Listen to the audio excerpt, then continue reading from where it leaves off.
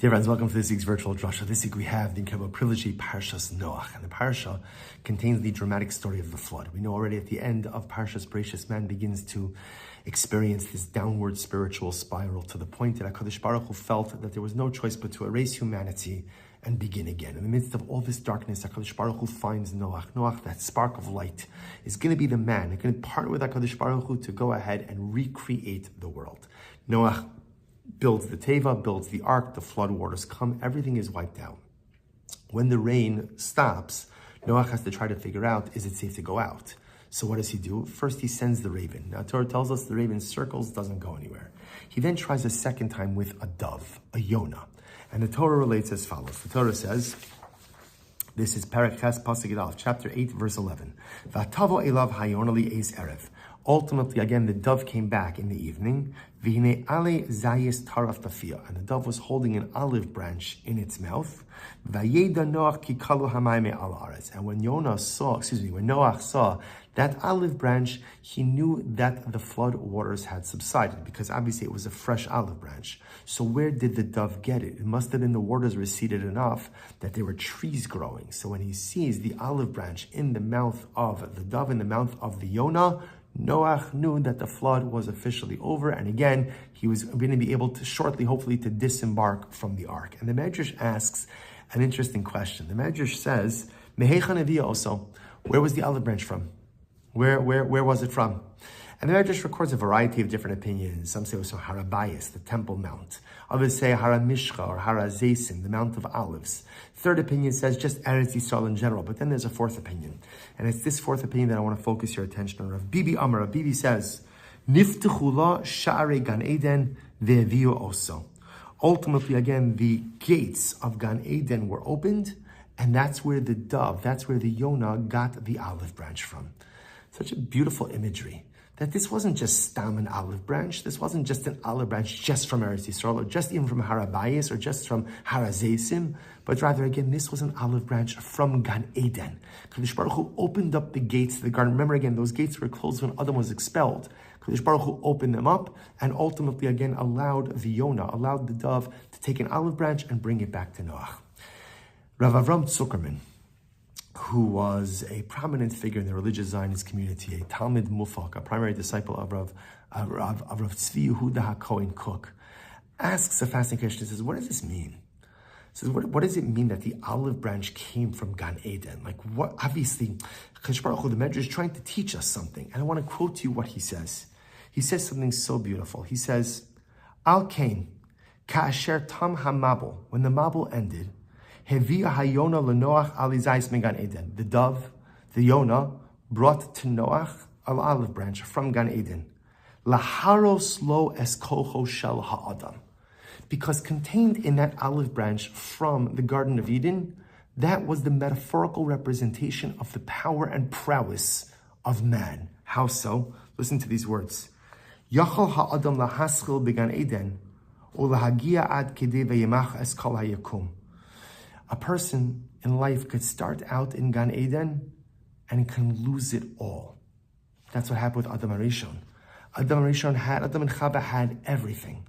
A person, you could start with your olive branch of Gan Eden. You could start with Gan Eden. You could have everything in life. You could have everything going for you. And then as a result of just poor decisions, wrong turns, you could lose it all. But the opposite is true as well. The Yachal ha'adam lahaschil ba'olam charef. A person could also start out in a desolate world, and turn that desolation into Gan Eden. That olive branch that the dove brought back represented the potential of Gan Eden. And what is the potential of the Garden of Eden? A person could have Gan Eden and then lose it, or a person could be in the midst of desolation and figure out a way to make that into your Gan Eden. Or stated otherwise, you could turn your Gan Eden, your utopian existence, into a desolate world. Or you could turn your desolate world into a utopian Gan Eden. And I think what Rav Zuckerman is teaching us is such a profound idea. An idea that we talk about very often. We don't choose so many of our circumstances. We don't choose so much of what goes on around us in the world. We don't choose so many of the different circumstances in our lives. So much of what we live through day after day are circumstances and situations that are conferred upon us. And sometimes when those new circumstances come, my life was so good. My life was so perfect. It was just as I wanted it. And now these new circumstances come. So to speak, like that olive branch comes and my Gan Eden is turned into a desolate world. And that happens. That does happen. But in that moment, when your Gan Eden turns into desolation, the Yonah, the proverbial metaphorical dove, shows up with the olive branch in its mouth and says, mankind, you have a koach now to take a desolate world and turn it into something beautiful. The greatest power we have is to shape our mindset around our circumstances. I may not be able to choose what happens. I may not have a say in many of my life circumstances, but I absolutely decide my perspective. I absolutely decide my outlook, and I absolutely decide how I'm going to move my life forward.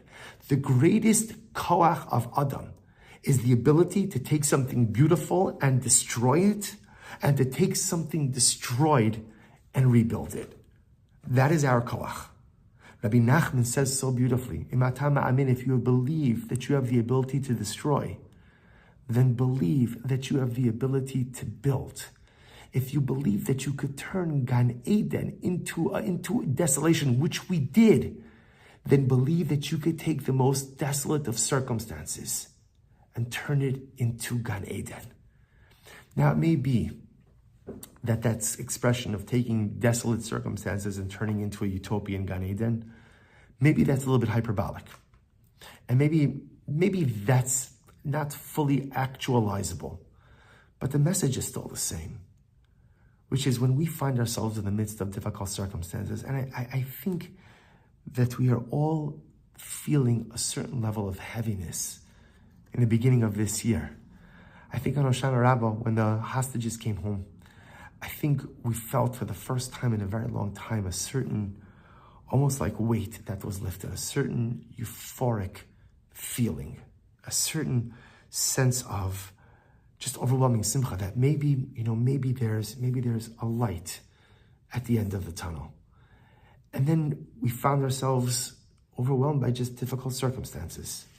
Whether it was, here in Baltimore and the Orthodox Union and throughout so much of the frum world, we lost a great visionary leader, Rabbi Moshe Hauer. Then we heard the tragic news of this past Motzei Shabbos of 4 precious Bachrim killed coming home after a Bein Hazmanim vacation Shabbos. And there's more tragedy and there's more difficulty.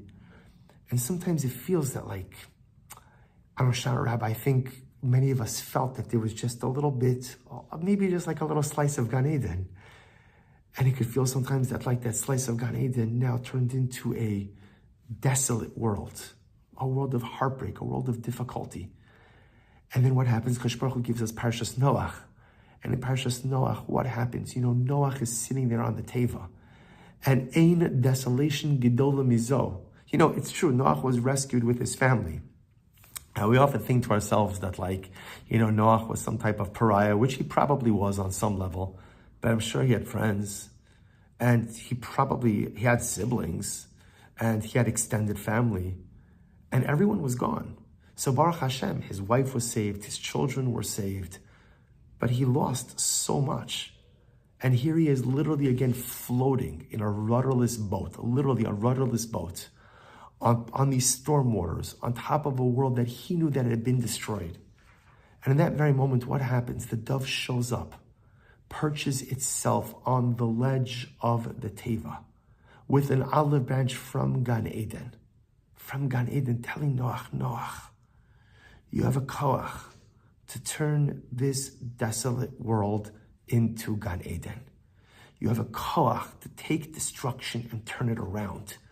You have a koach to take compromised circumstances and somehow figure out how to utilize them for your growth, for your self-actualization. You have the koach to take the greatest amount of heartbreak and somehow use it to fuel your journey forward. Man has the greatest koach, the koach to destroy and the koach to rebuild, and we've done both. We've had Gan Eden and we destroyed it, and we've taken destruction and rebuilt it. And dear friends, that's the great koach that HaKadosh Baruch Hu has endowed each of us with. And this is a koach that has fueled us over the last 2,000 years as a people, as a nation. How many times have we been on the brink of extinction? How many times did the future look so bleak and so desolate? How many times did we think to ourselves, my gosh, the sky is falling, the world is coming to an end for us? And what happens in those moments?